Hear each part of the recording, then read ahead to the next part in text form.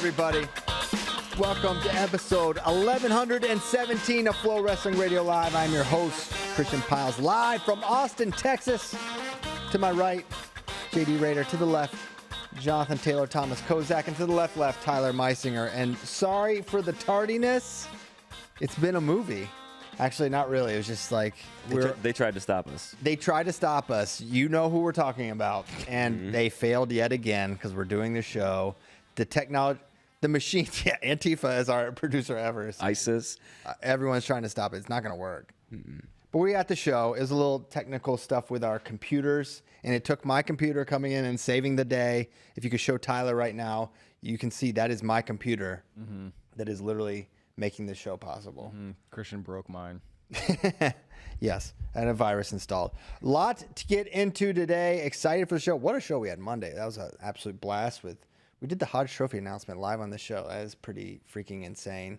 Kyle Dake's on. Oh, I want to follow up on that before we get into the thing, because Kyle Dake just kind of dropped it in there. It's like, hey, maybe they're changing the weigh-in rules. And at the point of when he said that, I didn't really know much or anything about that. It was something that I heard at the Olympics and never heard again and assumed wasn't a thing. But it sounds like there is going to be a vote where this is involved, proposed. Now, to how much are they changing the weigh-ins, I don't know. But it sounds like they are going to, in fact, at least look at. There's a vote in Europe with the UWW. I think it's called the Technical Commission. And there's a vote, I believe it's on April 8th, where they're going to discuss this. So there could be some changes incoming. I know a complication of that would be the Continentals. Some of them are done. Some of them haven't been done. You want kind of an evenness about that. So I don't know what the ruling's going to be, what the changes are. But obviously, as soon as Kyle said it, it had instant legitimacy and validity, because we're like, oh, he's not going to be hearing this from people and operating on hearsay. So... we will see where that goes. It's interesting. And they're not going to change the weight classes, just like times when they would weigh in. Yeah. Is that kind of what you're hearing? That's my understanding, is they would change something about the timing of it. Right now it's a 2-hour weigh-in, 2 days. Would they make it back to 1-day tournaments? Would they keep it 2 days, but one weigh-in? Would they do it was like an 18-hour weigh-in back in the day. They're like, we heard your discussion about mat side weigh-ins. We're going backwards the other way. Backing it up. Why not just give like 1 or 2 kilo allowance second day? I feel like that's the simplest. Right? Yeah, and maybe that's what it is. Mm-hmm. Perhaps that's what it is. The allowance could be. And so I don't know. That's just me, guessing what could be true. But April 8th is not that. It's the 3rd right now, one day after Sweet Nellie Piles' birthday. So we're just 5 days away from finding out. So yeah, anyway, just wanted to touch on that. I'm sure we'll be talking some freestyle today, but we're gonna be starting with probably the topic of the day, which is transfer portal stuff. Yeah, the biggest news since the last show is Zack Ryder entering the portal after the announcement of Rocco Welsh saying he's going to Penn State. Give us a little timeline kind of here, break it down, what happened, when it happened, why it happened. Well, I don't have the exacts on the timeline. I think everyone saw the timeline play out online on Twitter with everything happening. You have hey, Rocco's going to enter the portal and go to Penn State. That was the initial, basically rumor mill / there was obviously something to it as well that was put out early on, and that wound up being the case. Now, Rocco, the question here is like, how much is this? Penn State saying, hey, we want to get Rocco Welsh. We're going after him. We're trying to bring him over the team. Like I have said continuously over the years, the draw, the gravity is towards Penn State. It's not just, Kale and company picking up the phone and getting guys. They want to go there. Max Dean wanted to go there. Bernie Truax, Aaron Nagel, they just wanted to go to Penn State.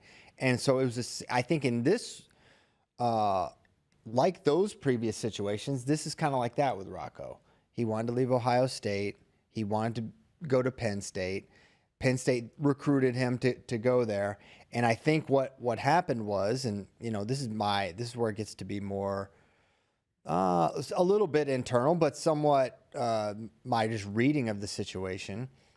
They were not able to. One thing that Kale has been so masterful of is not just It's not just the technical element. It's not just the training. It's not just the nutrition and the recruiting. It's like he is, and they are masters of relationships. They are good with people. They are good at helping. How do you get that many egos in one room, right? And have it, be homogenous and tight like it has been and is.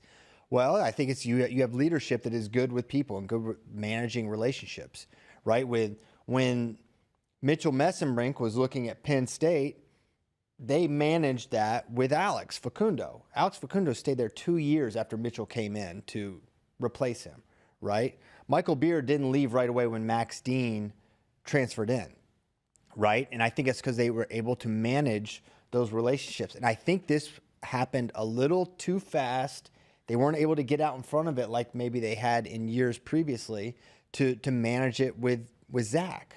Right? That's my read on the situation. I think more than anything, what do we know about Zack Ryder? Zack Ryder, one, he committed to and is on the Penn State wrestling team, which means you are signing yourself up for a rigorous path to being the guy. He committed early too, right? Committed early, and he stayed there. He was there all year. He knows he is going to be in. There's no part of Zack Ryder that thought this will be easy to get into the starting lineup. So I do not think Zach is leaving Penn State because he's like, I can't start and I don't want a battle for my starting job. Because this year was going to be, before Josh Barr went up and popped off at 197, the collision was going to be Zack Ryder versus Josh Barr in all likelihood. And Connor Mirasola was going to be the 197.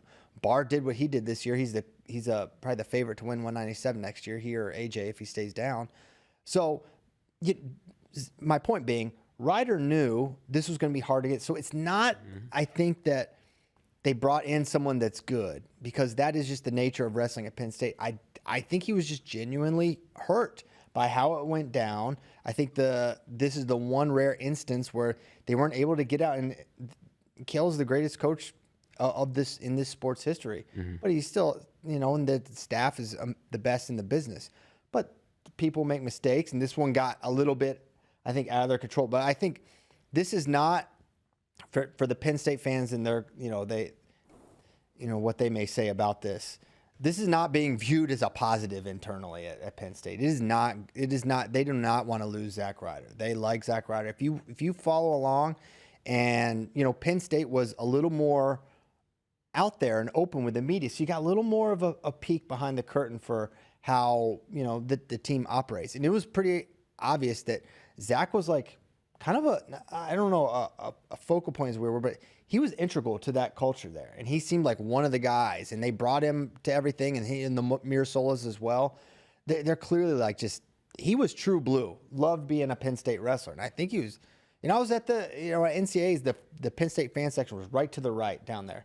I saw Zack Ryder like every session, like just cheering hard, and he was into it. And I think he's just, more than anything, I think he was just hurt by how it went down. And I think that's why he's decided to enter the transfer portal. I don't think, and I think it's just a rare, this is a rare sort of friction for Penn State, who has, and there is another part of this where some of this is sort of bound to happen. At a certain point, you reach that critical mass where like, guys are going to leave, right? That's going to happen. And they've just been getting more and more talent filled over the years. And so that's part of it. But I don't think the rigor of starting is why Zack Ryder's in the transfer portal. I really don't. I need Carter Sirachi's take now. Well, I think he's going to win. Yeah, that was interesting. We got some the chatter from the chat if you want to check in with them real quick. So Sure. basically, Elder Brad said that they're going to lose future recruits over this. What do you think? No. I don't think so.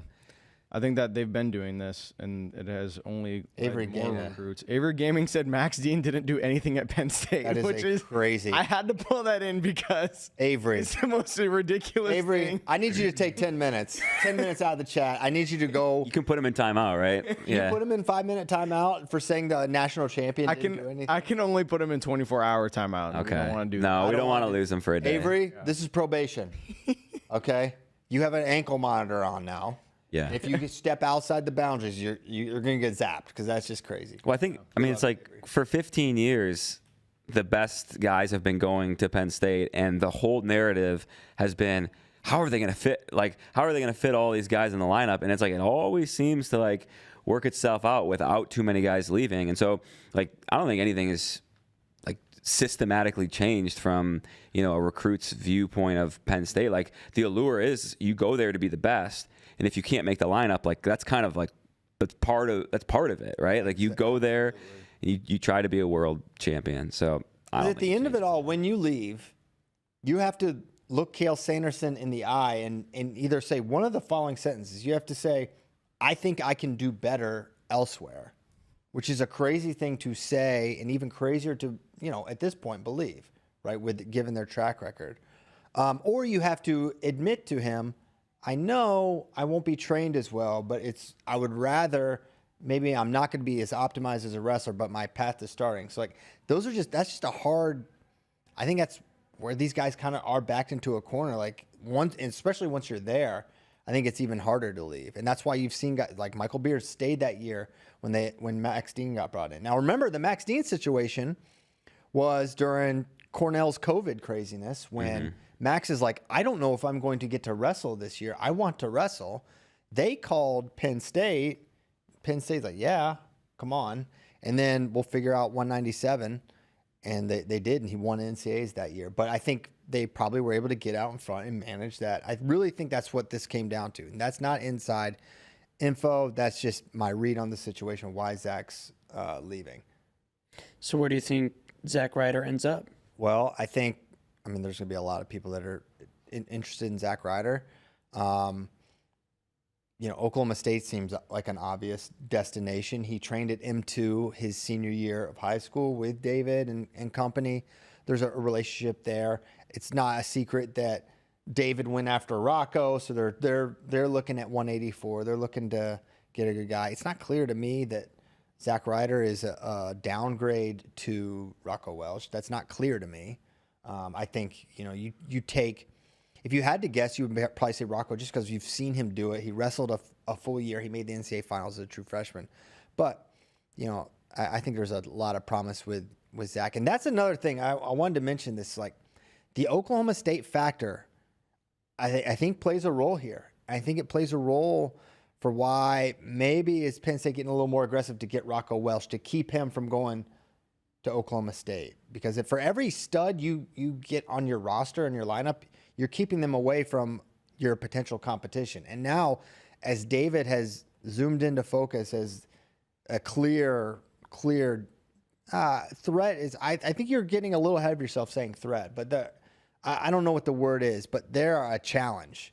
Yeah. And what they're bringing in recruiting, they are bringing in recruits that Penn State wanted, right? And the same's true for Penn State. They're bringing in recruits that David and everyone else wants. But so it's a little more of a competition. Did that get him a little more aggressive to bring in Rocco than he would have been normally? Yeah. That's another thing I'm wondering. I think even too, like just looking at how the last week has played out when Rocco enters the transfer portal, like my immediate thought was, oh, like Oklahoma State, like that's. And then when I heard Penn State, I was like, what? Like, man, it was just like a really surprising to me. And I didn't have any like inside info with Rocco or anything, but kind of reading things like, whoa, that was surprising.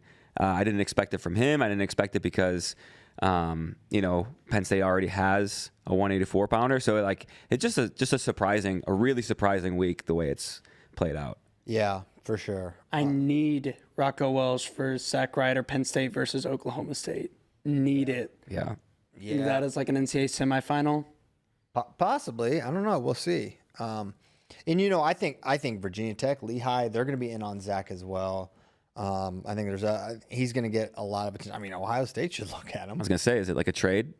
A player to be named later. Mm-hmm. You do get an extra year with Zach of eligibility. Absolutely. So even if they both are, say, 1 or 2 time NCAA champions, which I'm not necessarily predicting that, I'm just saying, like, you get an extra one with Ryder. Yeah. Barr's not going to go 84, guys. That would Too many cows to eat. That would stun me. I mean, look what he did this year. Mm-hmm. I mean, he made the finals off of an injury. The whole between Big Tens and NCAAs, we're like, is he gonna be healthy enough to wrestle? And he beat Jacob Cardenas. He was pretty competitive with Buchanan in the finals. Like, why would he go down? He's gotten so much better. Oh my God! From last April, the U.S. Open when he lost to Aiden Sinclair, to now, it's amazing. That arc is insane for Josh Bart. He's not going to go down, and he's not big for 197 either.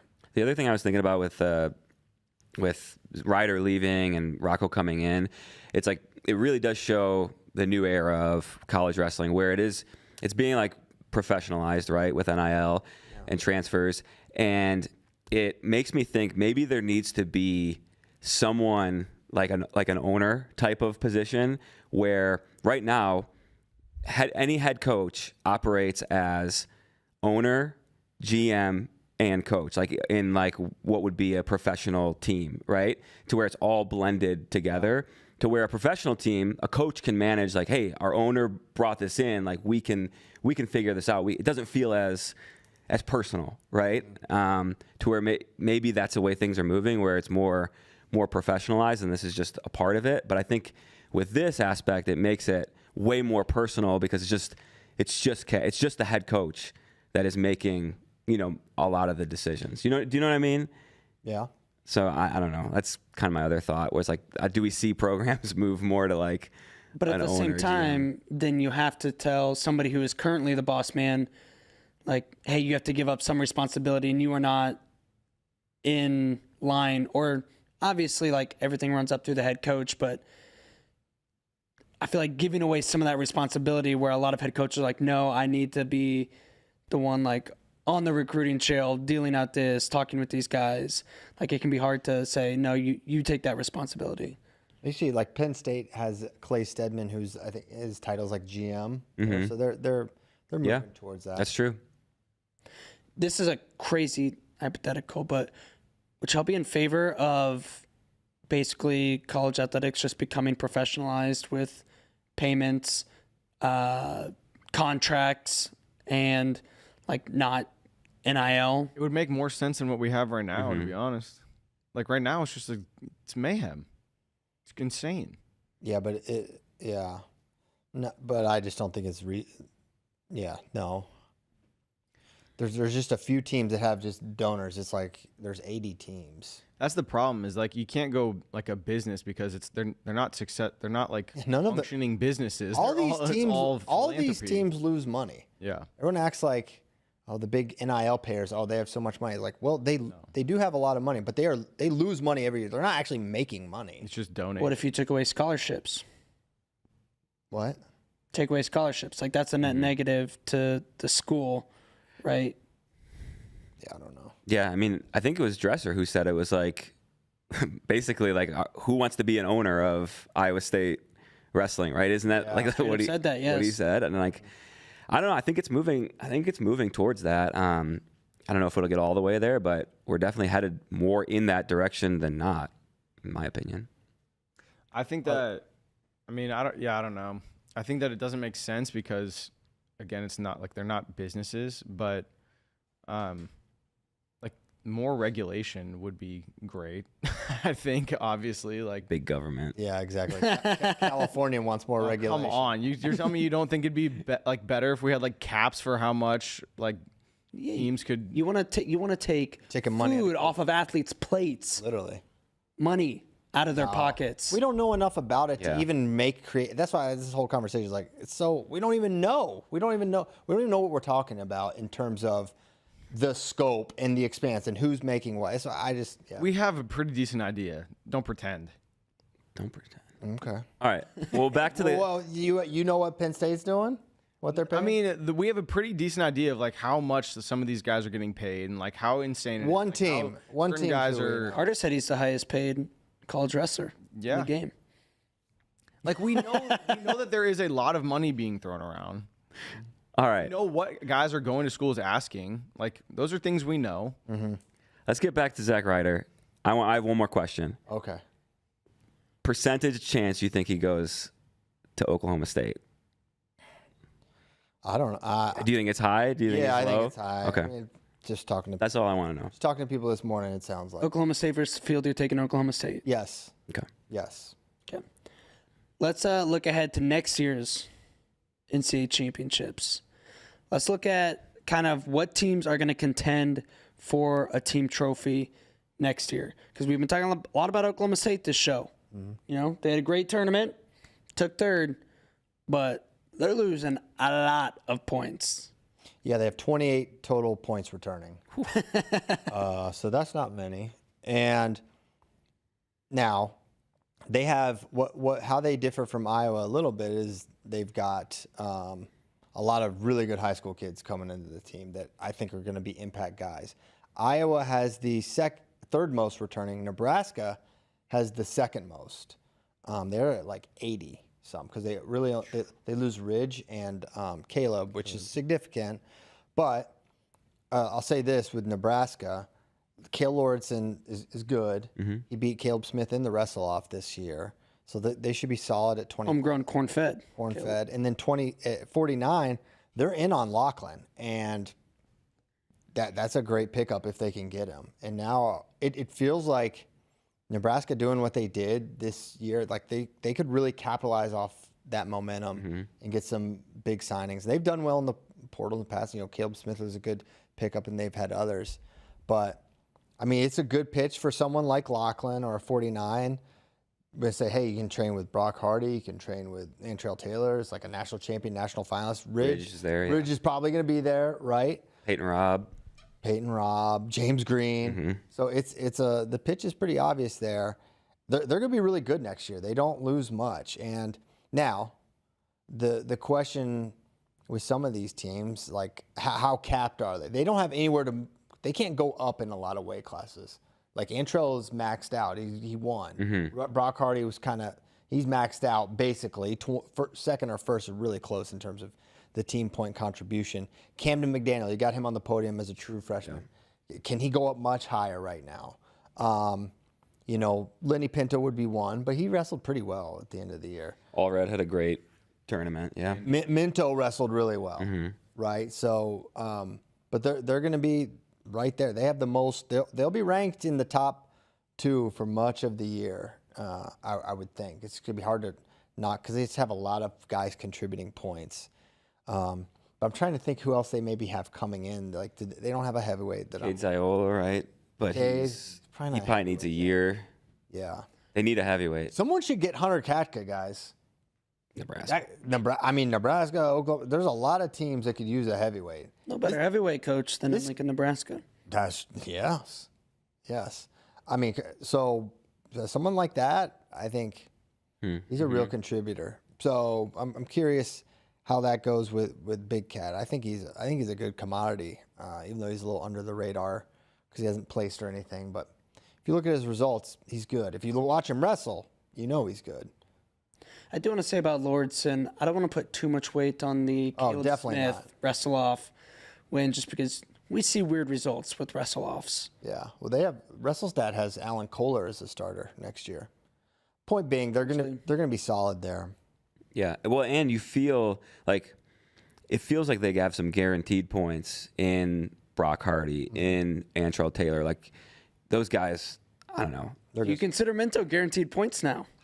He was good all year. He was really good. I'm curious I don't know about fourth place points, but like All-American points. I heard he's big. He is so big. He is very large. I could not believe it. I was like, that can't be Chris Minto. This guy is massive. I thought the same thing. So what the heck? Some of these guys, you remember like Kendrick Maple, you're like, this dude made 61 kilograms. How is this even possible? But some of them the way they carry it's different. So does he go up to 74? What happens to Pinto? Pinto goes down one more way. Again. Keep going down. Does the reverse, or does the LJ Hellbig? He does the not Lenny Pinto. What's the guy? The Oklahoma State kid, Piccolo. I got my Piccolos and Pintos. Oklahoma boys. Yes. Or Pinto's Pennsylvania. No, he's from Eastern Pennsylvania. Stroudsburg. Anyway. Minto did lose to Max Mayfield and Braden Scholes at Big Tens. Max Mayfield, great Nebraskan. In the portal. 8-1. Fourth. Yeah. So, yeah, he wrestled awesome, but, yeah, that's good points there. Okay. Iowa. they got to get busy. I mean, they got busy. They got busy. They got who'd they get? I'm just tiny. Well, because you said Minto is huge. That's true. Every time you react to the chat, I imagine like what an audio listener is thinking. Yeah. You just like switch topics real quick. Yeah, I'm not big. I'm not big. That's for sure. But anyway, I think getting Nasir, is Nasir 41 now? I never thought he was that big at 33. I mean, he is a 41, whether he's a full 41 Well, or not. no, you could redshirt him and throw, Drake's senior I year. suppose. And then, yeah, so that's my one thought. But yeah, Jordan Williams, NCAA qualifier, they added him. But still, 25 questions. Everyone says Dean's coming. We'll wait to see if that's the case.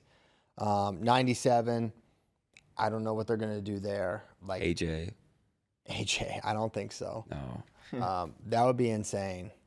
I mean, there is a lot of chatter about AJ, who's looking where, and at this stage, you wonder how much is it the one party's putting it out there to kick up interest, or is it true?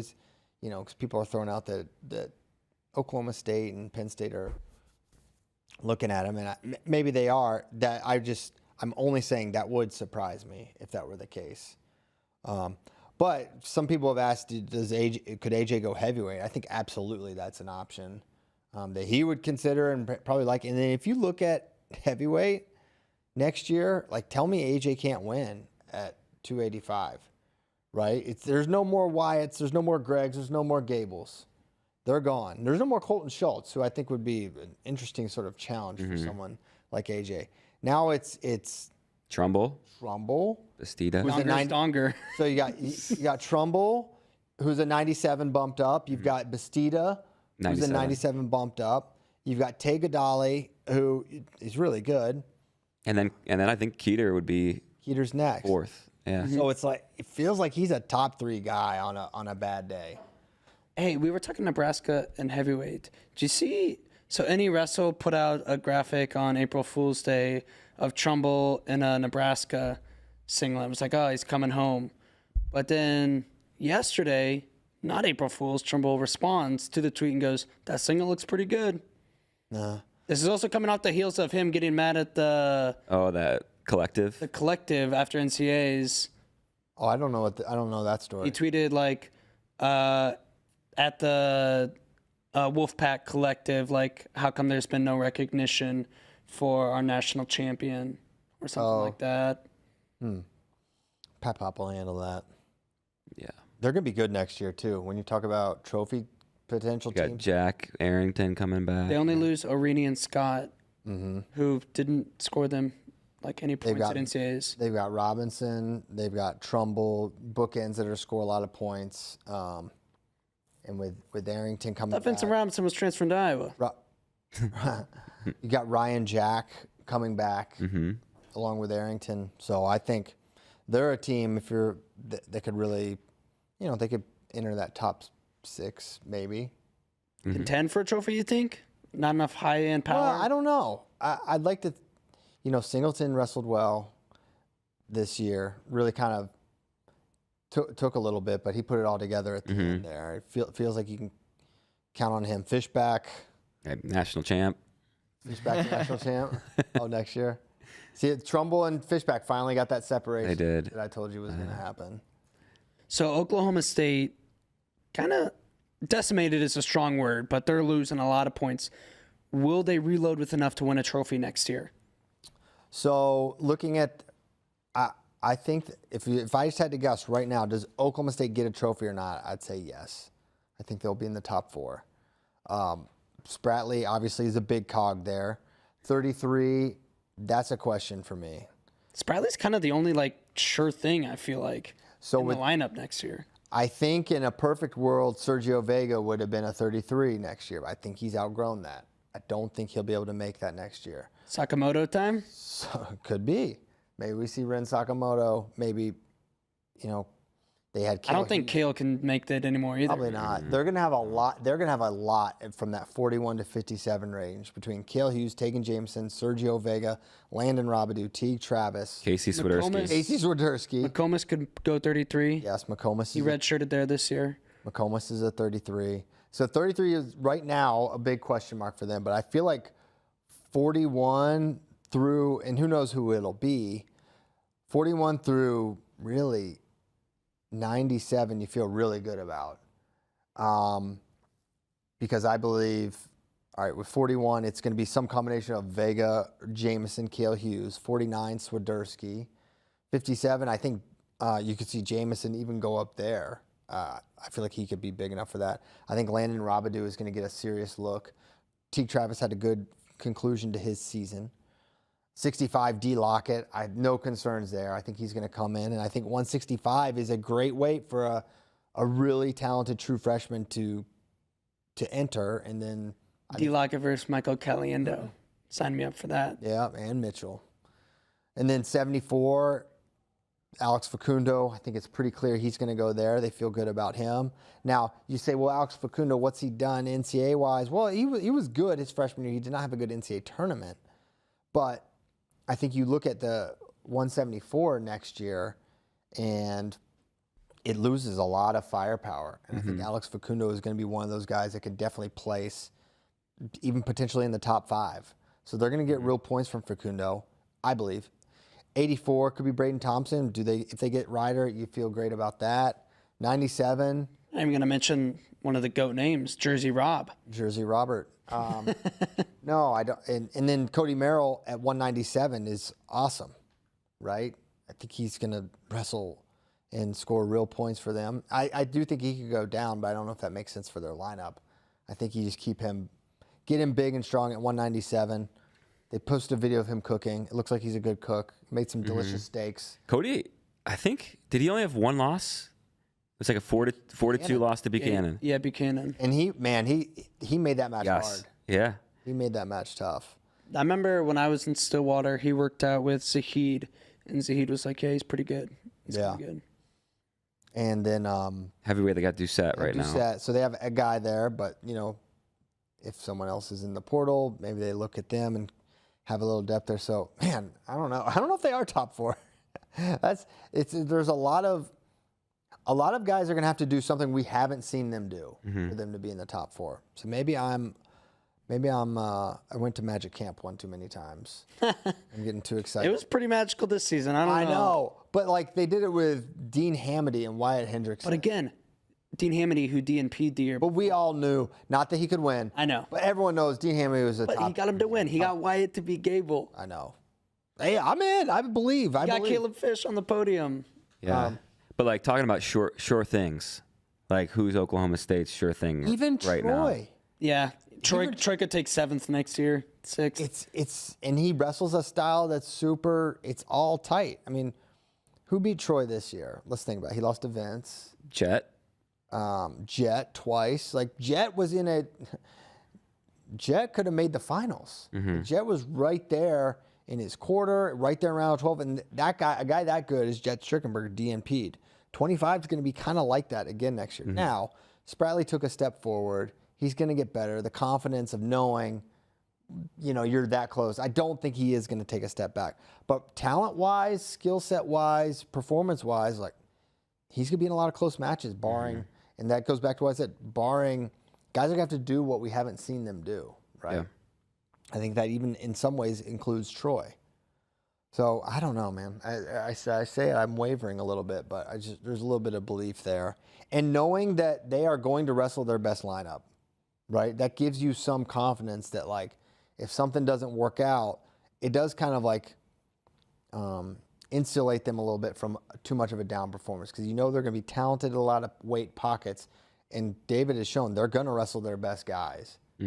So, and also their team's not done yet. Like there's probably going to be more portal additions there. I feel like they have so many guys. They're a team you feel good about. Trophy is tough, but I think they do. Yeah. But when you look at the separation this year from the top 4 to 5, it was a pretty big gap there, right? I think it was like 20 or 30 points. Mm-hmm. So it could be like that again next year. 4th was Iowa with 81, and 5th was Minnesota with 51.5. So 30-point difference. That's a big, big gap. Minnesota's coming back because they lose 22 points with Gable. And they lose Salazar, who didn't give them many points, but was... They added Jory Volk. We should mention that. That's a big pickup for them. He's from Minnesota. I think it was one of you guys threw Minnesota out as an option there. And you're like, well, maybe coming home makes sense. You don't know how they're going to juggle Flynn, who has years remaining. But at this point, getting Jory in the lineup at 25 makes sense. I mean, Jory's the guy whose ceiling is national champion next year. Absolutely. Yeah. Absolutely. He's immediate, not immediate because he already All-American, but he's going to make an impact right away. Of course. I think Tyler Wells has a red shirt he could use at 33. So I think, maybe do you see Jory go 33 or do you see Cooper Flynn go 33? Like they should both stay 125. I know. Is their ideal weight class. Right. Unless Flynn is cutting a lot, which I didn't hear, but basically every 25 is, for being honest. Yeah, every 25 is, but I see a lot of them, and I'm like, you're a 25-pounder. Right? Like you are the same size as everybody else. You are wrestling. Yeah. So anyway, trophy it'll be interesting. I mean, Iowa, they have like 61 back. It'll be tough for them to not trophy next year. I think they'll get one. They have Angelo coming in. We're getting a lot of questions on Iowa lineup. I think I talked about it a little bit Monday, but Michael Caliendo and Patrick Kennedy changing weights doesn't make any sense from them on an individual Dropping, yeah. the video game level and on the whatever, but like in the real world, like why would Patrick Kennedy leave 174? He's gonna be ranked second, right? To start the year, just behind Levi? Does anybody come in that redshirted? No. Not that would have a resume superior to Patrick Kennedy. Yeah. I will declare him number 2. Yeah. Right now. Like you don't leave that. Michael Caliendo stomps everyone that's not a national champion at this point. He's not going to leave 165 unless he really feels I can't win 165. I want to go 57. I don't think that's not a conversation that I even think the coaches would broach with these guys. Like, hey, I want you to think about going, because these guys are soldiers. They'd probably go anywhere the coaches said, but I don't think you would even want to mess with that, right? You want to keep that momentum going and then solve problems around those weight classes. Yeah, figure out 157. But you don't do it with your 165 pounder because I think you're solving one problem, but I think you're creating another. So Iowa's holes, 25, 57, 97. Yep. Is there any chance Leo DeLuca wrestles right away? 125? Tom Brands has wrestled one true freshman ever. And I think that says about the standard that you have to hit in his mind to wrestle year one. Yeah. I don't think Leo DeLuca is on the Spencer Lee level standard. I don't think Harvey Luddington is either. I think they're really good prospects, good recruits that will benefit from a year of training there. Gabe was their best 184 2 years ago. They didn't wrestle him. So I just don't think Leo is that guy that you want to wrestle right away. Especially if you can get Dean.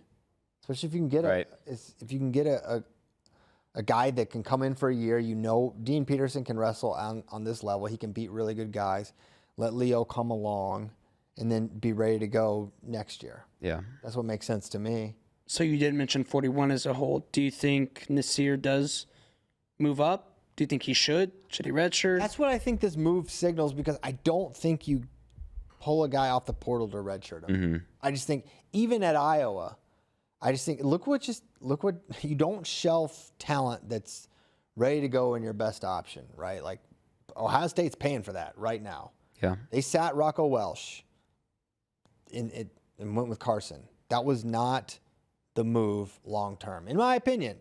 And I think you just don't sit guys that are ready and want to go. Now, maybe Nasir's like, I don't want to. I want a redshirt. Maybe. That just doesn't seem like the move for Iowa or Nasir. And that's just my read on the situation. If any team wants to pay me some NIL money to come and redshirt and ride the bench for a year, I will do that. Yeah, and that's the other thing. Like, if they get paid on a year basis, you kind of want a red shirt, right? For the NIL. I mean, I don't know. But, I mean, I would. yeah. So, interesting, but. We talked about Minnesota. Ohio State had the same number of points. They only lose D'Amelio. Yeah. They've got a lot coming back. They have Ben DeVino coming in. Mm-hmm. DeVino's, they love DeVino. DeVino had a great year. I think he's someone that is going to come in. I think he's a freshman All-American. I think he's that good. How they solved the Bouzakis DeVino thing, I threw out there, I think Nick would go down. I know everyone thinks that's crazy. I understand that, but that's just my thought. They also have McCrone, who had some nice wins this year, but you would probably think Bouzakis, if he's a functional 25, would do a good job there, and probably a better job than Brendan. And then they've got Jesse Mendez. He's back. You've got Brandon Cannon, who, when you think about returning points, how good Cannon was, him not placing. He's the 5 seed, yeah. As the 5 seed, like, he's going to be in the mix. Chittum, I don't think it's been announced, but, all signs point to him going to Ohio State. But I think they redshirt Chittum, let Cannon go this year, and then they figured that out. Burden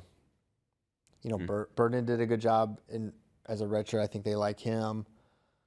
It hurts losing freaking Rocco Welsh, I'll tell you that, because that's a pillar. It just gets removed. Carson could be back next year. Ryder, Shoemate. They have a lot of guys who had flashes. Mm-hmm. Just putting it together. But Feldman had a down year for sure. Feldman did have a down. I don't understand that. I don't understand. I'll never understand what happened. I still, the losses he took, I just don't. I think he's so good. I'm surprised he went backwards.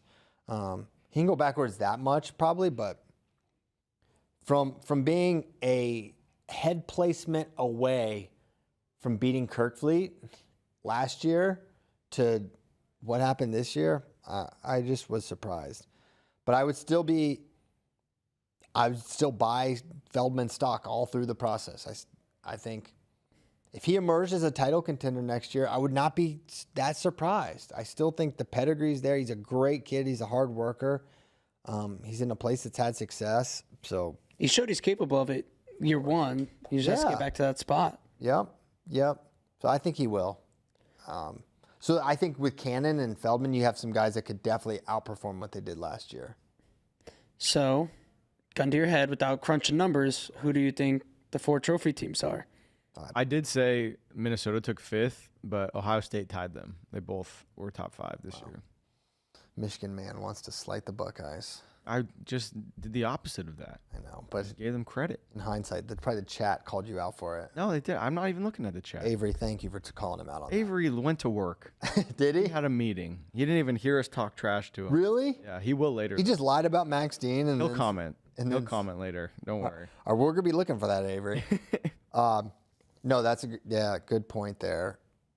I don't know. I mean, you almost want to say the 4 from last year. Penn State obviously will win.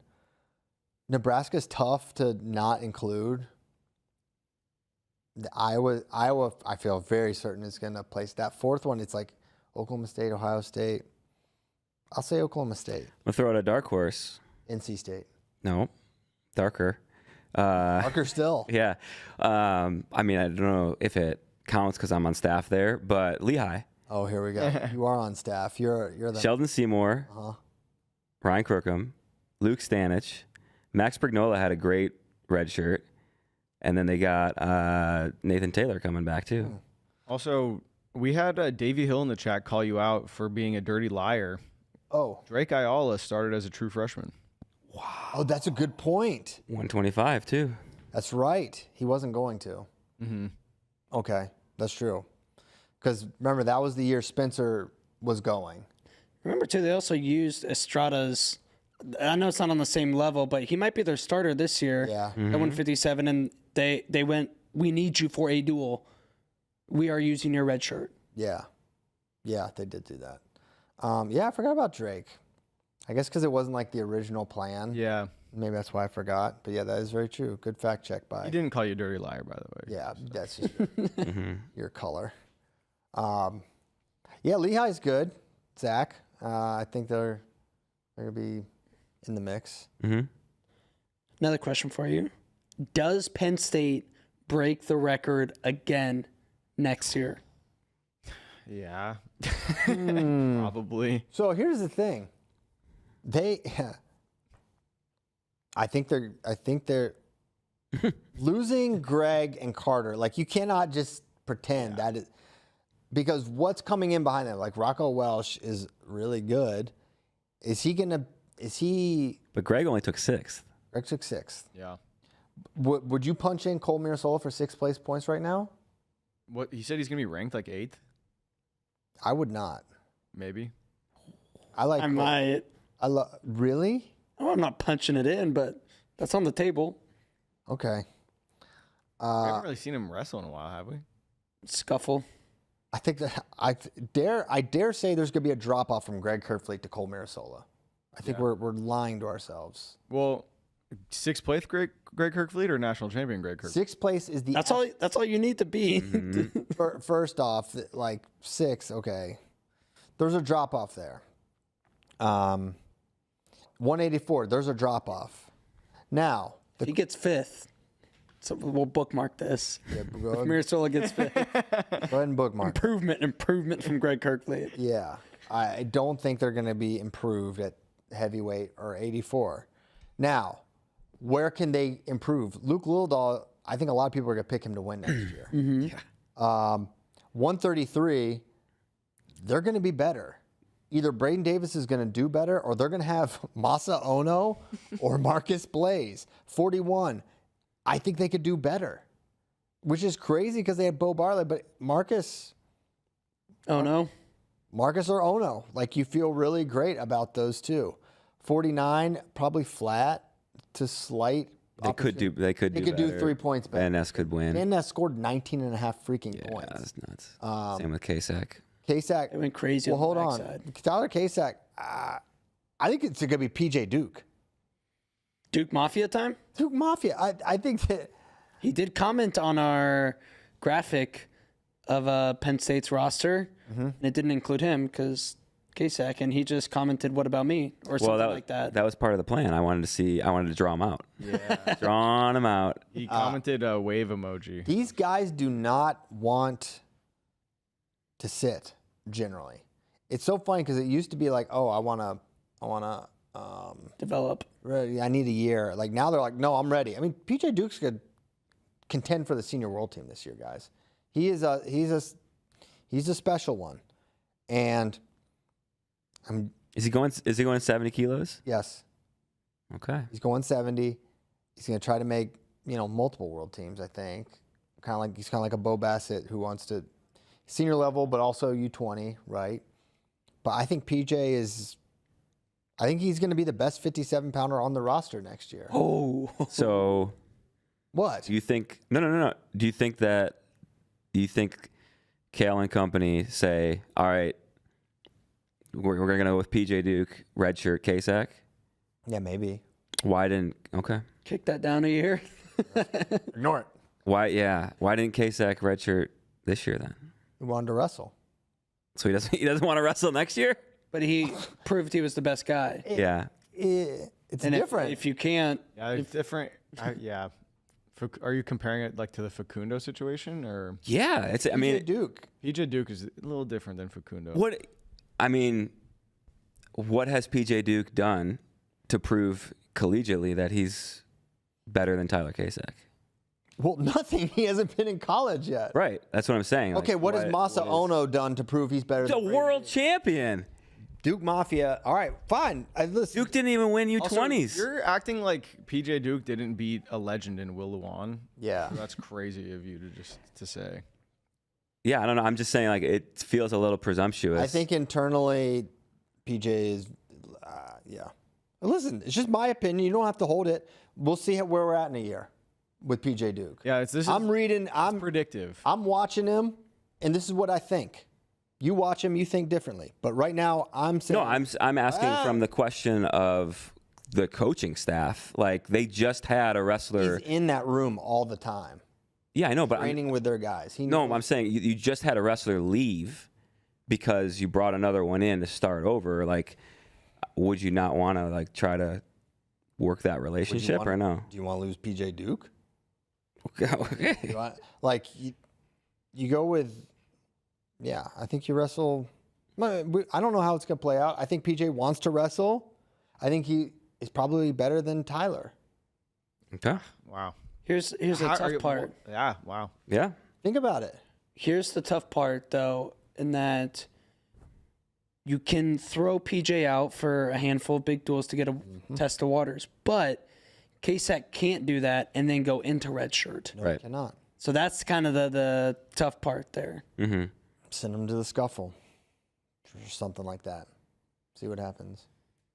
How do you get out of this without losing Tyler Kasak? This is just what happens. This is what happens when you have so many great wrestlers on your team. This is just part of it. I don't know. You manage the relationship. You keep him in the fold. You redshirt him, then you redshirt PJ. Or PJ's going to move up eventually. He's not going to be a 57 lifer. No way. Yeah, I guess because then Levi comes out next year. Levi comes out. Right. It's you can things can be moved around in a way that it can. Can you still pull up Penn State's wrestle stat? I just want to see the The depth chart. yeah, the crop they have. Just Well, that was a fun PJ Duke tangent, but back to the will they break the record question. Right. Well, I think he's part of it. I think he's a national champion contender. look at that.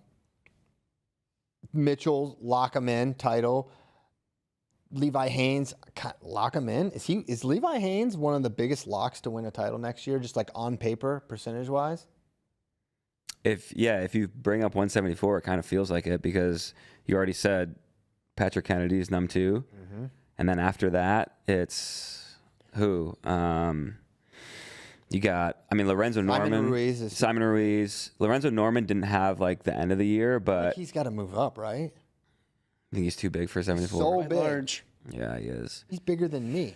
So, Singleton, yeah, Casella, Wask, Pinto, Bronigal. Oh, Bronigal, he's gone. Bronigan. Yeah, I think Levi. So yes, Levi's a huge favorite next year. Wow. So he got third, so he's gonna win. So that's however many points he scored. It's gonna be at least 4 to 6 more. So you're starting to take bites out of the Storace and Kirkfleet loss. 84 Rocco, he's gonna be in the mix with McAnally, with Angelo, with who else is gonna be in that 184 fight? Because it loses 3 of the top 4. So I think he's in that top 4 mix, which is not number 1 guaranteed. I don't think he's that.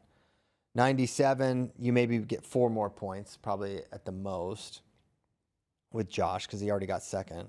So yeah, I don't know. I'm certainly not ruling it out. Yeah. But I don't think it was very obvious that this year's Penn State team, the 25 team, was going to be able to win, and probably it was likely to snap the record that they previously set. They were just obviously going to be better in a couple spots. I don't feel that way about this year's team necessarily. They placed everybody top 6, and Braden took 5th, Greg took 6th, everybody else was top 3, with a lot of bonus on the backside. They didn't lose the first day. Yeah, they were 20-0 first day, and then really that that Saturday morning session, they were on fire. That was an interesting sort of position for that team to be in too. When you think about Penn State, you think about semifinal rounds, you think about NCAA finals, just like seeing them like go crazy on the backside consolation side. That was like a little bit of like it's not just rhetoric when they talk about really loving it and fighting and all that stuff, how you represent yourself. They really kind of showed it there too. It was impressive.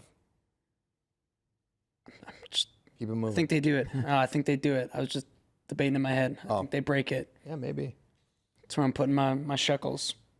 Duke Let's Mafia. talk national duels because they Yes. released the criteria to get in yesterday. We pulled this up for us, Tyler, the press release. So it's the top 12 Top 12. automatically in. There are From- 16 teams. It's a 16-team bracket. Mm-hmm. Top 12 auto qualifier if they choose to enter, Right. which they have to submit by April. 15th, I think. By Texas. Yeah. All the important stuff that day. Final X. Tyler's buying tickets to something. Tyler's buying tickets to Japan. Yeah. So the top 12 are already invited. And then there's a 13 through 24. And there will be a random drawing on which of those teams would be in. So a team like, there's a bunch of good teams. Tyler's highlighting them. Purdue, Missouri, Lehigh, Penn, Little Rock, Arizona State, Stanford, West Virginia, Navy, Wyoming, SDSU, Indiana, Maryland, and Oregon State. They're all in that top 24, which means they'll be entered in the drawing. No guarantees. And you would feel like the top 16 would come, like that would be enough for the field. Because not everyone's going to elect to do it, though I do think a lot of these teams will. I think everyone in that 13 through 24 would say, yes, we want to be in. I can't foresee any of those teams not wanting to do it. But, you know, the top 12, the big question is, will Penn State do it? It seems like they will not, but you never know. But it feels like a lot of those teams are going to want to do it as well. What about Iowa? You think they're in? I think so. I think they I think so for sure, yeah. I'm not for sure. That would be my guess. I hope so. Yeah, I certainly hope so. So winning team gets 200,000. That's a lot. Second 150. Second and third get 150. Oh, second and third. Okay. Which is cool. So Yeah. they highly incentivize wrestling back and wrestling well. I mean, every team gets 20. 5th through 8 gets 50, 40, 25. Yeah. I don't know if it's the plan to, but I need this random draw televised. Like you think about it like the NCAA basketball tournament, and then you get a camera on the teams. Like so you can see the reaction when they get in. It like pulls the lotto ball like. Let's know, check in at Lehigh. West Lafayette. Let's check it with the Boilermakers. Yeah. So this, I mean, it's very exciting. I love that we're going to know like in advance. Good. I think it's cool that they're like, hey, we need to know if you're in by this date. Yeah, it's great. So No, very like excited. six months before. Yeah. Yeah, so I did see some complaints about how how the teams are picked, like that it's based off of a tournament, not a duel. True. And then last year's, like, is there a better way to do it? I mean, maybe. I think for the first run, first off, the top 12 all belong, right? I don't think there's any disagreement. The top 12 from last year would be the top 16 this year, right? Likely, yeah. Yeah, I don't think there's a team that wouldn't be involved there. And then the big team that's not currently going to be involved is Iowa State, who's a half point out. JD, Cyclone Nation, this is tough. Look, test run. Zach Bogle had a great tweet because he's assuming Penn State's not going to do it. So the two best teams are not in the field. So we'll let you do a test run, see how it goes, and come back next year. I think the only other way to do it is like, I don't know, you need to involve some outside rankings and dual rankings and maybe gets a little more, I don't know, maybe too in the weeds. A little more subjective, right? Like Maybe more subjective. This is clean. Yeah. We're talking about, top 24 are eligible. Yeah. I guess when you bring in the random draw part, that's where it gets weird. But It's a little yeah, fun. it's like place top 12 at NCAAs. You know what? When you shelf your talent and you don't wrestle your best lineup, like if you have a down performance, you may not. That's just. Yeah. I like that it.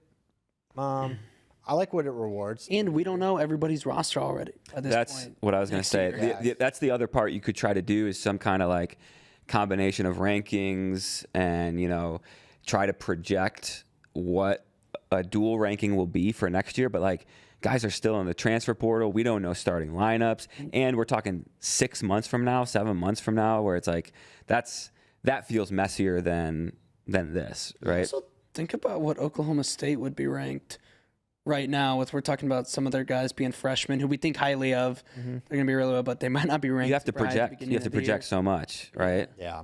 Yeah. right? So this is exciting. We'll keep you posted on National Duel stuff, but looks like it's just going to be an amazing, amazing event. Can't wait for it. It'll be at the Bach Center. Is it BOK? Bach I always say be okay. Center in Tulsa. Just chatters were asking. Tulsa rules. Yep. No, November 15th, 16th. All right. Should we get to questions? What time is it? Really? 11:20. Or we're going to do like a freestyle thing. We can do freestyle. Freestyle. Lay down a beat, Tyler. We started. Okay. All right. Let's each go round table and pick a storyline we're extremely excited for this upcoming freestyle season. Start with John. Start with me. All right. My storyline is maybe multiple storylines, Oh, wow. Perfect. but the weight classes. yes, no. Who for men's freestyle? Who are like the first time world team members going to be? Because I feel like there has the potential to be a lot of first timers on the team, and to me that's like exciting and also something we've kind of been projecting for like years to come. Whereas like who's going to be if Dake goes up, who's the next guy at 74? Do we see someone like Jesse Mendez make the team or Andrew Ramirez at 65 kilos? Like, does James Green not make a team at 70? Like, so the storyline for me is like, who are the newcomers on the senior world? Want fresh blood. That's what has me so excited Yes. for this year, just as a broad storyline. It's like, it feels like it's going to look really different from previous years. Now, Kind of a classic Olympic reset yeah. Yeah. That we haven't had. because of the weird We haven't had that. 2021. And- COVID forced everyone to stay 4 more years. Yeah. Right. And then, so yeah, we really haven't had that. And like, it's going to be the first year, no Jordan Burroughs. That is so freaking. I don't want to hear that. I had to say It's it. not true. It's so sad. I hope it's not true, but it feels super true. Hey, could be the first year no Kyle Snyder. Could be. I mean, that's one of mine. Like, how does Aaron Brooks look up? Well, Presumably, too. he'll still be in the process. Like he'll still try to make the team. Yeah, but I'm talking about make a team. You're just burying him. So are you saying Aaron's going 97? That's what I'm saying. Sheesh. Bro looks huge. Bro's big. He's on that Chris Minto. Yeah. Yeah, for me, it's, Dake. Where does he go? Because I feel like I think he's going up. If he goes 74, it's not as exciting because I don't think who's going to beat him. And if he went 86 in Well, we do have the guy in the States that beat the guy that beat him at the Olympics, what are you talking about? David Carr. Come on. He ain't beating Kyle Dake. I agree. If he goes 79 or the Dake ripple effect is what I'm most interested in. Where not only just where he goes, but how that impacts the weights around him and the guys in his weight class, right? Because who's our 79 if not Kyle Dake? I don't Levi? know. I mean, it could be Levi. It could be. Keegan, if he I wrestles. mean, does Dean Hamady go freestyle? I don't know. Dude, Dean, yeah. It could be really interesting. And if Dake goes up to 86, which I think would be fascinating, I don't know that he's not my pick. I mean, would he beat Zahid? Maybe. Does he beat Carter Starachi? Maybe. So for me, it's the Dake ripple effect. You got to feel like Dean Hamady is going to wrestle freestyle, right? Like that's kind of what David's trying to build at Oklahoma State. Yeah. You got to assume he's going to incentivize him to keep going at least one more year. No. I think he's staying around, right? I assume So he's the so. coach. He got hired as. Wait, no. I'm confusing him with the. Olenek? Isaac Olenek. Yeah. No, Dean Hamady was also the coach while he was wrestling at Oklahoma State. Yeah, player coach. I know Rocco Welch said he's going to try to make the team at 79. True. So Yeah, so that was mine. You two went American. My mind, No surprise, you're going. wow. Comrade Raider jumped to international. Sadulayev Tazyudinov. Yeah. I need to run that one back. Sadulayev's back up at 97. Yep, he'll be competing at Euros next week, or at least he's in the entries. I'm pretty sure he'll be They're there. pumping it. UWW is pumping it like he's going to be there. And, Tazyudinov got round one, sort of. Not sort of. by injury default. Bodied him. Was that? But I mean, how healthy was Yeah. Sadulayev? That is a real question. He Sedgwick was dialed at Worlds. 92. Yeah. I think, yeah, his best weight's 92. Mm-hmm. Watching him wrestle, I was like, oh, this is where he should have been. This is the way he's looked like well-toned for that. But at 97, we'll see. Tazudinov is enormous. Would you rather see Sidakov, Zhamalov, or Taz Sadulayev? Taz Sadi. I don't know, man. Sidakov Zhamalov Because- might have been my story when it got to me. Okay. Jamalov's hurt. Nah. And that's not as much of a legacy match as Tazudinov Sadulayev. Like Yeah. respectfully, I agree they with- I are agree with that. great champions and probably just as quality wrestlers. But in terms of Sadulayev is all time great. Yeah. Like and so and if he beats Tazudinov, then he's like trying to become His hit list is insane. he's trying to become like better than Satiev Yeah. with this win. And Tazudinov's, if he beats him again legitimately, then it's kind of back down under Satiev, at least for now. When we're looking at all It would time. feel like it's a huge. Bruvisar Saitiev was the best at his weight range the entire time he was there. He did have a loss, but he was the best from 96 to 2008. There's no doubt he was the best in the world at that weight class. If Tazudinov beats Sadulayev again, it would put the whole thing into. Well, he's not. He wasn't. Well, no, because he was the best, because Tazudinov was 16. But in his prime, and you cannot say Sadulayev is not in his prime anymore. If someone was better than him 2 out of 3 years, I think, or 3 out of 3 in some ways, I think you could say no. Oh, right, like prime. Yeah. Sadulayev's young, right? And so if he loses to Taz, then you have a guy that was better than you while you were in your prime. I think that really hurts him in the Saitiev. Well, and to your point, no man has beaten Sadulayev twice, No. right? Snyder did it once, never again. Taz has only wrestled him once. So, yeah, I mean, I think it would put things in a different perspective. Whereas, like, okay, he's not as good as that guy, and he showed it twice. Yeah. So, yeah. Cool. Zhamalov Sidakov may have been mine just because it's the battle for who's the true Olympic champion. True. If it happens. Yeah. But Now it's like the Willuwan Alex Angelio battle. Plus Truman Valiev. Yeah. Is that Euros? honestly, yeah. Mm-hmm. But outside of that, I am excited to see Cowboy Zahid. I think I'm predicting Cowboy Zahid world champion this year. Wow. I like that. What if Kyle Dake says he's Okay. going 86 kilograms? I am predicting Kyle Dake world champion. No, just kidding. Then it'll be tough. Then it'll be real tough. Tough But choice. if he wins, then it's kind of I'm like still predicting Cowboy Zahid this year, world champ. Another as a separate storyline, just the high schoolers, at the senior level. Like, who do we see? I mean, Marcus Blaze. is technically not a high schooler as of. Well, I guess he No, will he be hasn't in April. graduated. In April? All right. He hasn't walked, so he's still. Do we see that cap and gown? But Jax, Bo, Yep. PJ. D, PJ, there's others, and I apologize to them right now, but excited to see those Yeah. youngsters. Also, Ono Part 2 at Worlds Oh my is going to be electric. always. He's got to make the team, which there's some good guys at his weight, but believe in Ono. Well, what weight is he? We don't have anyone that can beat him. I think He's he's saying going. he might try to make 65, which he lost to Kyuka for. I think he's going 61 again. He was a I think he's going 61 again this year. Ray Higuchi already said he's not wrestling this year. Yeah. So You see, Ono and Ray were training with each other. Yeah. Yeah. Masa said he is very smart. Okay. Questions? Let's do it. Did you see this tweet from Jason Nolf? I think he just wants a little engagement. yeah, Iowa. he's just having fun. Zack Ryder going to Iowa makes no sense for Iowa or Zach. They have Angelo Ferrari. This is just Jason Nolf making a joke. Hey, Jason. Chat was asking us to talk about it, so I pulled it Yeah. up. Jason's just having some fun. Mm-hmm.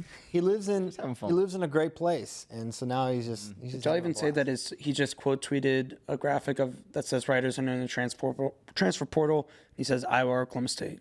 Yeah. Just for our listeners. Our audio listeners. Yeah. Yeah. All right. Shanks wants to know, if you're Penn State, was it worth losing Ryder to get Welsh? Do you believe NIL deals should be public information similar to professional sports contracts? I don't. I mean, for one, was it worth it? It's hard to say that Penn State would say yes, it was worth. Like, I don't think so. Not saying you should not get Rock. I'm not saying you shouldn't get Rocco. I'm saying this did not play out the way I think they wanted it to. But ultimately the answer is forthcoming. I mean, we'll see. I saw a chatter like implying that Penn State thought that they were going to lose Ryder anyways because he's one of David's guys. No way. Which I'm No gonna way. have to say no. I do Absolutely not think so. not. That guy was not going anywhere. Yeah. Do I think that NIL deals should be public? Not really. Why? I don't know. It's not. See, that's what I was trying to getting at the beginning of the show, like regulation or transparency or something that like. Should they be? Probably not. Do I kind of want them to be? Yeah, of course. Do I want to know what everyone? Yeah, that'd be kind of cool to know. Like, all right, but no. I think like if things move professionally, like the reason why deals are public in professional sports is that so like It's market value. yeah, you see your market value and that there's like more. It's good for the athletes because then they can negotiate based off of their worth. Whereas like in college sports and in college wrestling right now, like the worth isn't based on anything but what someone is willing to donate to, right? Like that's probably why they won't, because there's like real no market value, right? Exactly. So I do think that it would be better though. I don't know. I'll keep my opinion to myself. This topic doesn't excite Christian. Matt Moran, if Vincent Robinson or Antrell Taylor are at PSU this past season, they probably don't make the lineup. Now they're NCAA champs. Facundo is gone and Ryder is leaving. Do you think any other Penn State hammers will leave the room and give themselves a chance elsewhere? I think, in all likelihood, other people are going to leave really good teams, and I think, of course, I would never say that over the next 5 years, other good wrestlers won't leave Penn State. That would be a silly thing. That's just a part of the new landscape. But I'm not going to predict it for any of them. Even like the Mirasolas, I don't think they're going to leave. I don't think they're even considering it. I think they're super happy there. So others may leave, but I don't see the two things related. Like, oh wow, Vincent Robinson, Antrell Taylor won. I want to leave now. Like, I think everyone knows what they're signing up for. There's no surprises when you're at Penn State. It's hard to get in the lineup. You do wonder about certain wrestlers, like what is their path in, of course, but no, I don't think it's going to accelerate wrestlers leaving. I think you see it more like Alex Facundo, who's been there 4 years, rather than I think that Zack Ryder is more of an anomaly. I don't think we're going to see that repeated as time goes on at Penn State. Exactly right. High school wrestling legend wants to know, now that the NCAA season is done, what were some of the best and worst takes of the year? My opinion, best, Ja'Cory and Parco when someone asked about how their bodies would hold up during the Big Ten season, and worst was Nebraska has a good team but does not perform on day 2 of the NCAAs. Well, that wasn't a bad take. It's just literally what's happened year after year. Yeah, I don't know.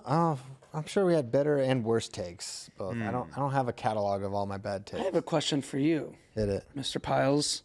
Will you now admit that this version of Gable versus Zare is a match? It's a match. Not that Gable wouldn't be your pick, but that you were dismissive. You said 100 times out of 100, Gable wins that match. I had previously said 100 times out of 100. Now I'd say 10 times out of 10. You coward. Wyatt Hendrickson would also beat Zare. Is now the only thing. My only other thought. You think so? Yeah, of course. You have to. I have to. I do remember. Listen, you know what it is? More than anything, more than we can try to draw from freestyle. Folk style. The point is, folk style is so much harder than freestyle. Yanni Diakomahalis was absolutely unbeatable in our minds, and he lost to Austin Gomez. Okay? Gable Steveson was unbeatable. Not in my mind, in everyone's minds. Folk style is just so much harder. In freestyle, it just favors the better overall athlete, the better overall wrestler. Things like conditioning and toughness, and not that Gable's not tough, but you get my point, like fighting through all these different positions. It's just so much easier to win those matches than it is in folk style. That is just undeniable. Folk style is so much harder. I mean, that's why we saw guys that are Yanni Diakomahalis is way better than Austin Gomez, right? Gable Steveson is better than Wyatt Hendrickson. But in folk style, it's the fight element, how much harder it is than freestyle is just a factor in it. I would say, though, that freestyle leads to more variance in performance when you have two very similar skilled opponents. Bro, Yanni almost lost. Yanni has lost a bunch in his senior freestyle career. He has? I mean, like a decent compared to his college career, where you're saying he is unbeatable. Like he's lost to Austin Gomez level guys. Senior level world medalist losing to Austin Gomez is insane. He almost lost to Shane Van Ness. He beat Nick Lee, and Nick Lee has beaten Yanni multiple times. Mm-hmm.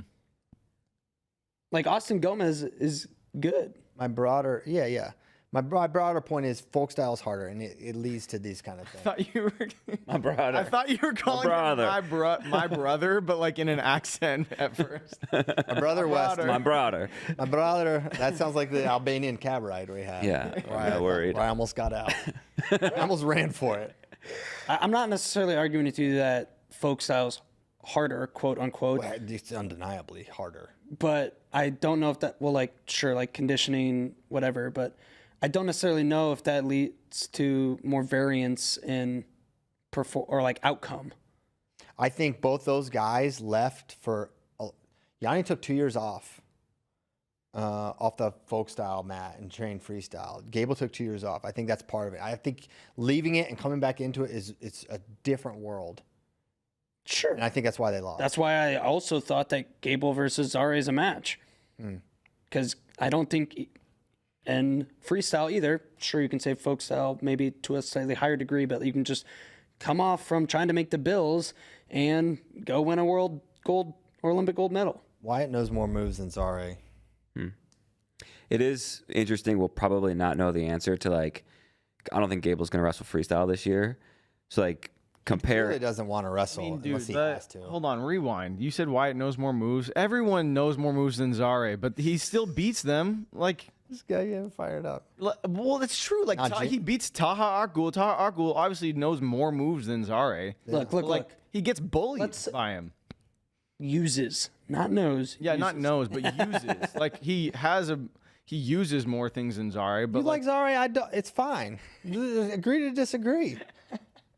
You marvel at the technical wizardry of Amir Zare. It's just, you like jazz. I like hip hop. It's fine. It's what makes America great, Okay. Yeah.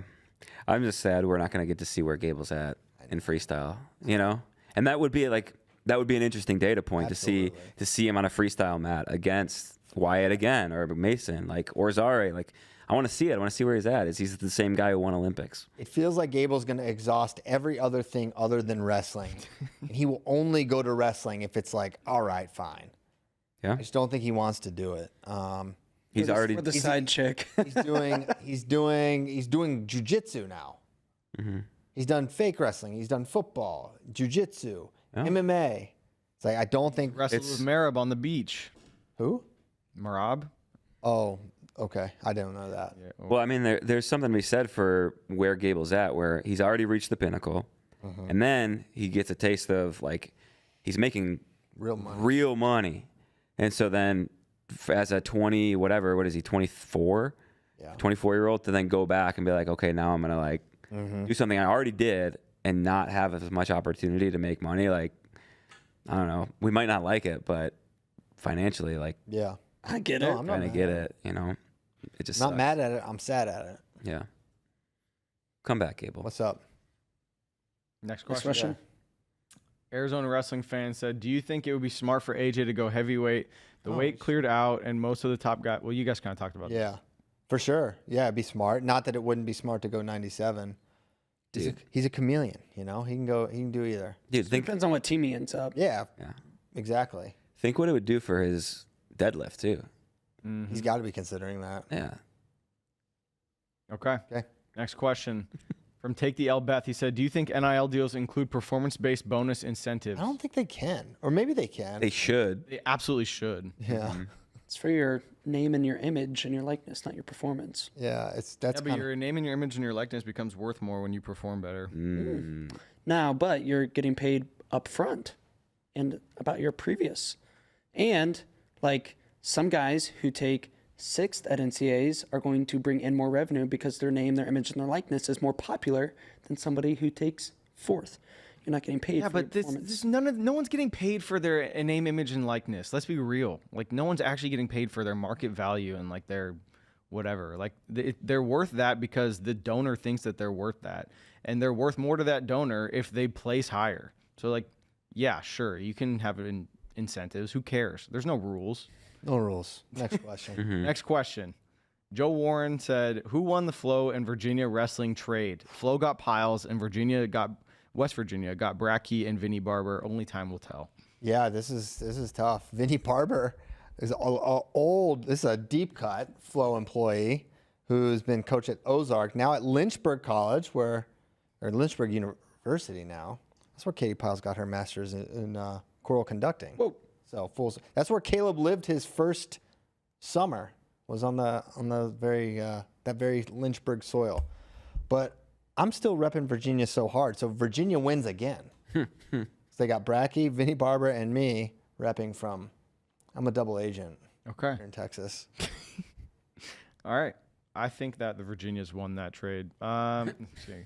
Dino Ty Collins said, "Time for a college achievement / career award? ? I love the Hodge for dominance / promoting aggressive wrestling, but at the same time, we know Hodge disfavors defensive wrestlers / mistakes / lifetime achievement. I think the perfect recent examples are Carter and Yanni." Yeah, I don't know. I don't think we need it. I think the Hodge is great and rewards the right things and the right winners.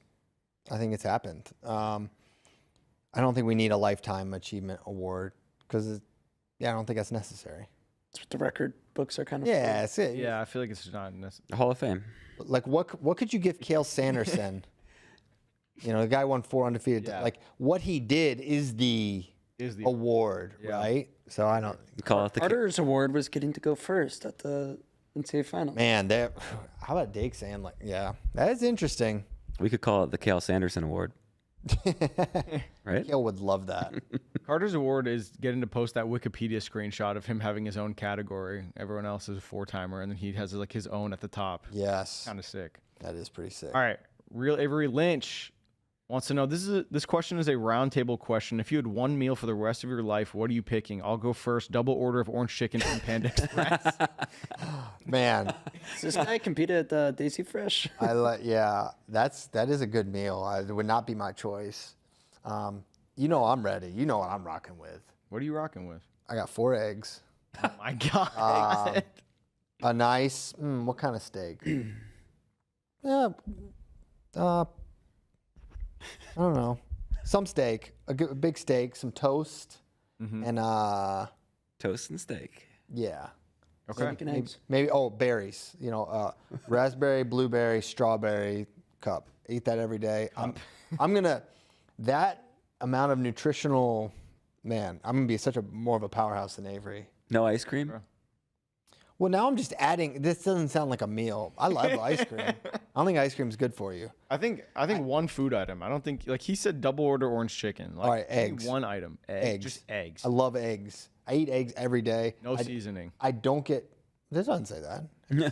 I'm asking. Well, I have to cook You them. got a Panda Express meal. Yeah. Christian loves to cook eggs in the morning and then not eat them, but bring them to the office and heat them up in the microwave at like 10 o'clock and then eat them. Well, I used to make them I used to have like a portable skillet that I'd fry them up here. Michael Scott style. But now it's like we're here and it'd be sort of odd. Did you ever burn your foot on He it? wakes up. Yeah. I wake up, I cut it on, I go back to sleep.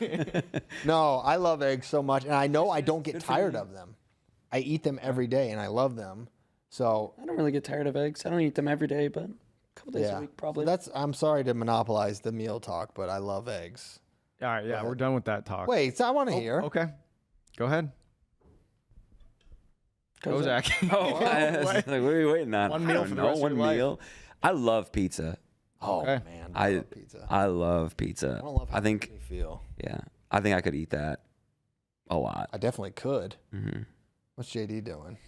I love a, Quinoa bowl. no, I was gonna say like maybe like 3 options. Oh my. My first meal, easy. Here 3 we meals. go. Like maybe a surf and turf meal, like a good surf and turf. That's cheating, but okay. I don't think so. A good like vodka sauce pasta. Mm-hmm. Maybe some shrimp or some scallops in there, Turn up. or a good hamburger with fries. Okay. Okay. I think I would probably choose, if I'd eat it every day for the rest of my life, I'd probably choose a sandwich of sorts. That's crazy. No, I'm a big sandwich guy too. What kind of sandwich? I never get. I never get- I never. It's much more healthy than tired of sandwiches, What's your go-to sandwich? and I always feel good after I eat them. Okay. I don't have. You only get one sandwich. You don't get a mixed And it's- sandwich. what do you like? Sandwich, a sandwich with turkey, some pickles, some yellow mustard, some lettuce, some tomatoes, some onions, some other stuff. I was saying I couldn't put salt on my eggs. I didn't say you couldn't. I asked you a question. I said no seasoning. All you said was eggs. Oh, You didn't specify what was on there. Maybe that's maybe some oil vinegar on my sandwich. okay. Dang, that's a wild move. A good deli sandwich. Turkey sandwich. I think in time you're gonna change that. I never, literally have never gotten sick of sandwiches ever. And then ice cream. And then ice cream.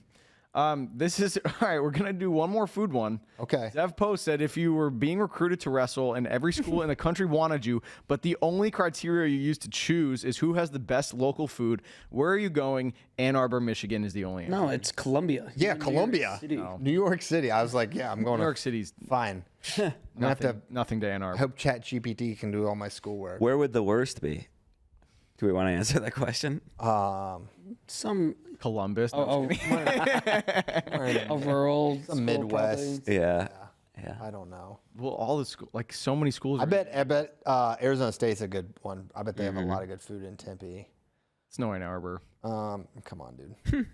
Ann Arbor is probably just the most down the middle. Ann Arbor has fantastic food. Yeah, I know. Probably on par with just about every other major college town. Yeah. Yeah. Best. All right, next one. Which teams do you think will end up participating in the national duels? Give us a 16-team prediction. Oh no, I mean, it's easier to. Well, it's random draw for the last 4. Look, man. I'm not predicting. And Not Penn State from the top 12. here's a better question: does any other team minus Penn State opt not to do it?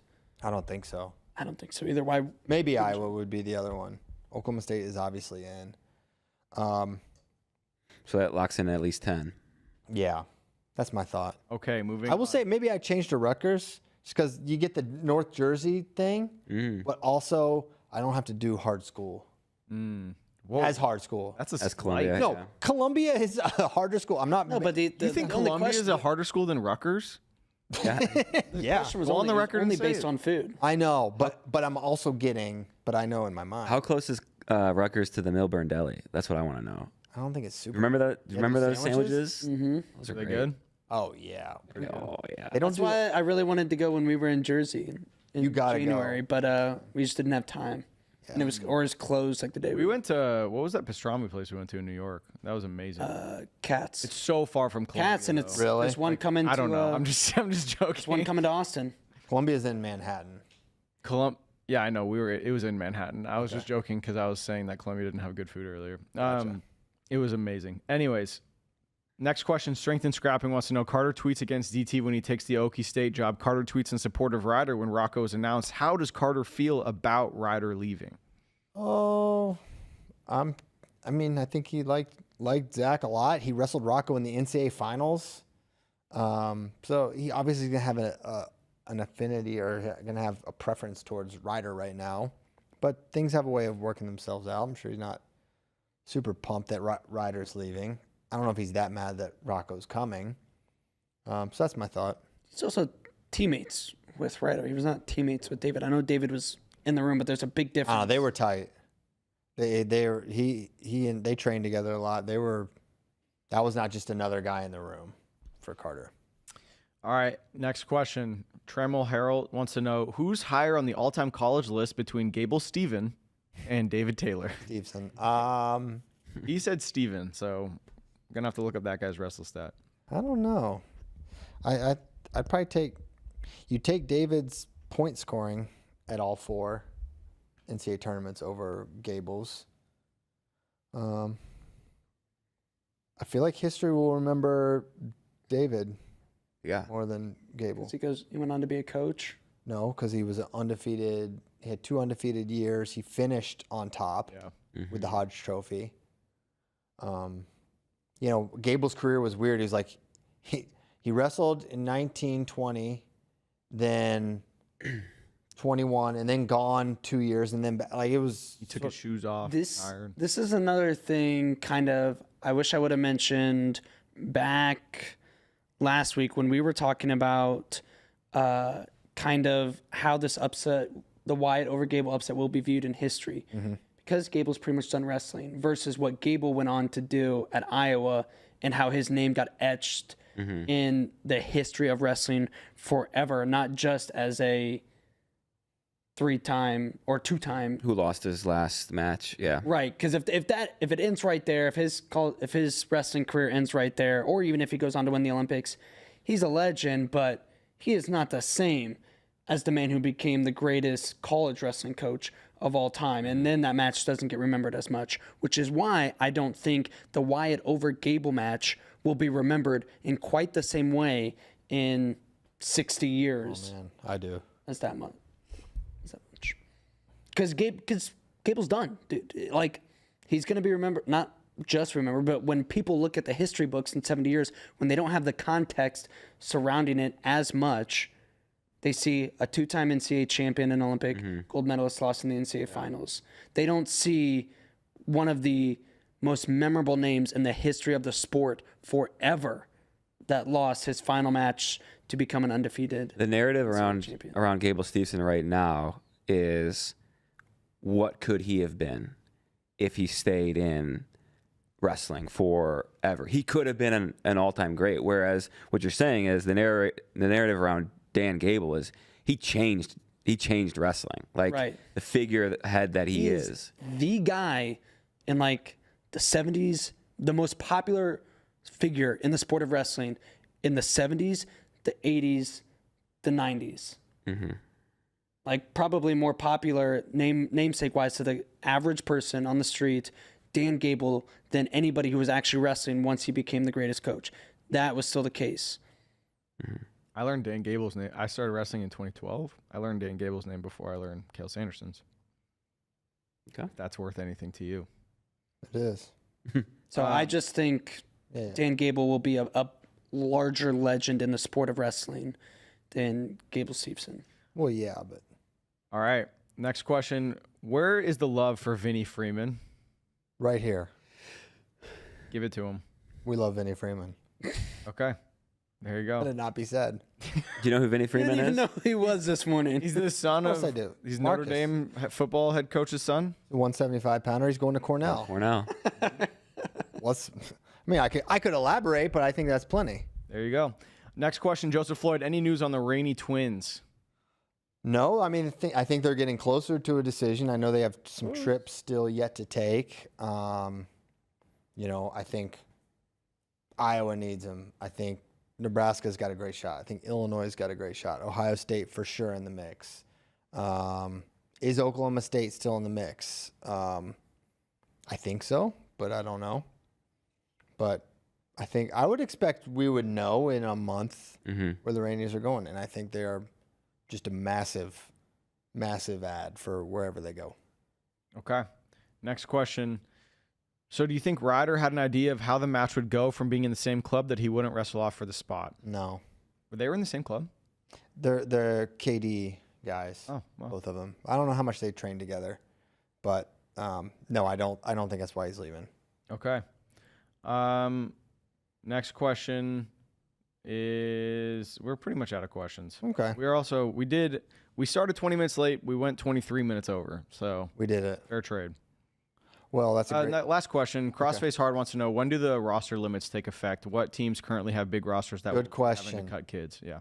They have to do it by basically like the season starts. So they can have like a whole preseason where they basically function as tryouts, and then they can pare it down afterwards, and then those kids don't make the team. So not right away. So if you're going to see some teams with big rosters maybe at the beginning, and they will have to get pared down, but not immediately, not right now. But I think those conversations are probably happening. That's why you're seeing some good kids enter the portal, or some power program kids entering the portal, because they know they're not likely to be on the 30. And this is only for teams that opt in To the rev share. To rev share. And I did see though, like I think it was Scotty Sentes said they could keep kids on like a club or like the RTC, and then if somebody gets hurt, they could pull Bring them them up. in. So Yeah, almost be like a minor league farm developmental system. Yep. Mhm. Last question. Because Christian hearted this, so it means he wants me to ask it. John Smith's burner, over under on number of Slim Shady songs Tyler listens to in one day, line set at 4.5. I'll say under. He's not that street, guys. I know he looks like a. You're not even People that Slim listen Shady to anymore. Slim Shady are street? Oh yeah. If you like rap, you're Yeah. street. On that note, All the kids at Buffalo Gap to listen to. guess rap. what's this weekend? What? Slim In Ann Arbor. hash bash. Hashback. Are you going? Oh, I'm going, baby. Are you? No, I'm not going. I'll be here. You love marijuana. I didn't even know that. Videos. Someone in the chat chimed in and Ty, you're going to Hashbash this weekend, and I looked it up. Sure enough. Well, wouldn't it be over? Whoops. Isn't it? Marijuana's birthday's coming up soon. Why wouldn't they do that? Why wouldn't they do that on? because it overlaps with Easter this year, so they don't want to. Yeah. They want to be Just respectful. They want, yeah. Oh, Easter's on 420 this year. Mhm. Okay. Well, he is risen, but don't get high. Mm-hmm. Don't. He didn't rise like that. Me, don't know Jesus, the Most High. We got to end on that. Golly. Oh man. Wait, do we need to pray for him? Do you have any holy water here? No. We could lick it at him. Just bless some water and throw it on JD in case that was sacrilege. But we're gonna go. We thank you guys so much for tuning in. A little bit late, but we did it for crying out loud. Most of you listen to it not live, so you don't even know what we're talking about. But we thank you all for listening. We're gonna be back on Monday, regular show. Maybe we'll have a guest, maybe we won't. Nothing's in the works, but who knows? Keep it on FloWrestling. Got a lot of portal stuff and other content set to hit the site. And thank you to our producer, Ever. For Tyler, John Kozak, and JD, I'm CP. See you next time. Thank you. Have a great weekend. Goodbye.